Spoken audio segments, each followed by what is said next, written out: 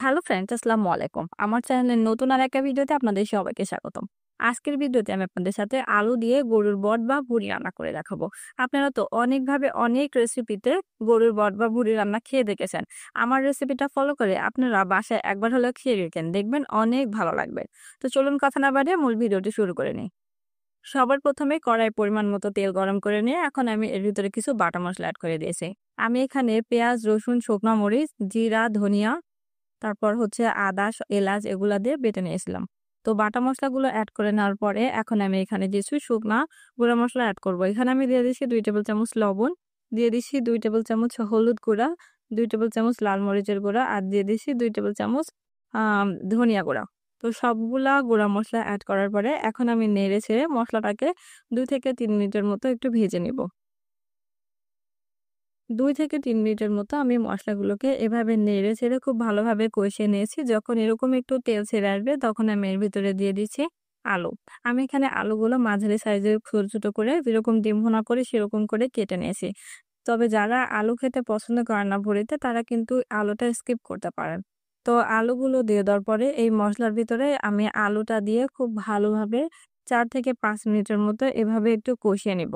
যখন দেখবেন যে কষাতে, কষাতে এরকম একটু নিচে লেগে আছে তখন আপনারা এখানে যে আগে থেকে ভুঁড়িগুলো কুটে রাখছিলেন সেগুলো দিয়ে দিবেন। তো আমি এখানে ভুঁড়িগুলো আগে থেকে একটু লবণ দিয়ে সিদ্ধ করে নিয়েছিলাম। এজন্য এরকম এই যে। তো এখন আমি সিদ্ধ করে রাখা গরুর যে ভুঁড়িগুলো আছে সেগুলো এখানে দিয়ে দিছি।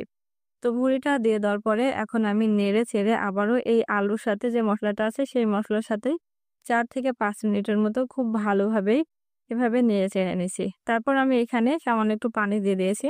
এখানে ১ কাপের মতো পানি দিয়েছি।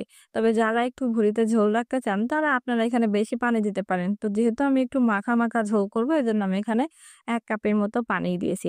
তো এখন পানিটা দিয়ে দেওয়ার পরে একটা ঢাকনির সাহায্যে ঢেকে আমি এখন ভুঁড়িটাকে ১০ থেকে ১৫ মিনিটের মতো একটু রান্না করে নিব। তবে আপনারা ভুঁড়ি রান্না করার সময় অবশ্যই চেষ্টা করবেন একটু গরম পানি ইউজ করার, তাহলে কিন্তু ভুঁড়ি রান্নার স্বাদটা আরো বেড়ে যায়।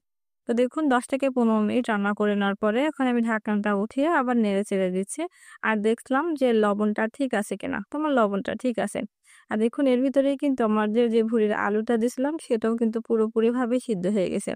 তো এখন যে আমাদের এক্সট্রা যে ঝোলটা আছে সেটা কিন্তু আমি আরো ১০ মিনিটের মতো রান্না করে নেব যতক্ষণ না পর্যন্ত ঝোলটা কমে আসে। এজন্য আমি ঢাকনা দিয়ে ঢেকে আবারও আমি এটাকে ঢেকে দিচ্ছি আর ১০ মিনিটের মতো আমি আবারও রান্না করে নিচ্ছি। তো দেখুন ১০ মিনিট পর আমি আবারও ঢাকনাটা উঠে নিচ্ছি। আমাদের যে এক্সট্রা ঝোল ছিল সেটা কিন্তু অনেকটা কমে গেছে। আর এখন যে ঝোলটা আছে সেটা কিন্তু গায়ে মাখা, মাখা। এটা নামানোর পরে কিন্তু আবারও একটু ঝোলটা কমে আসবে। তো দেখুন আমাদের গরুর বট রান্না করা কিন্তু হয়ে গেছে। এখন আমি এটা চুলা থেকে নামিয়ে নেব। আর কালারটা কিন্তু মাশাআল্লাহ অনেক সুন্দর আসছে। এখন আমি আমাদের এই ভুঁড়ি রান্নাটা আলাদা একটা পাত্রে এভাবে নামিয়ে নিয়েছি। তো দেখুন আমাদের ভুঁড়ি রান্না করাটা কিন্তু হয়ে গেছে। আর এটা কিন্তু দেখতে মাশাআল্লাহ অনেক সুন্দর। আর দেখতে যতটা সুন্দর খেতেও কিন্তু মাশাআল্লাহ অনেক মজাদার। আপনারা আমার রেসিপিটা ফলো করে বাসায় একবার হলেও ট্রাই করবেন। আর খেতে কেমন হয়েছে তা অবশ্যই জানাতে ভুলবেন না। তো এই ছিল আমার আজকের ভিডিও। আশা করি আমার ভিডিওটা আপনাদের কাছে ভালো লেগেছে। আর আমার ভিডিওটা ভালো লাগলে অবশ্যই লাইক কমেন্ট করবেন আর আপনার ফ্রেন্ডস এন্ড ফ্যামিলি মেম্বারদের সাথে শেয়ার করে দিবেন। আর এরকম নতুন, নতুন আরো ভিডিও পেতে আমার চ্যানেলটা সাবস্ক্রাইব করে সাথেই থাকবেন। আজ এই পর্যন্ত সবাই ভালো থাকবেন, সুস্থ থাকবেন। আল্লাহ হাফেজ।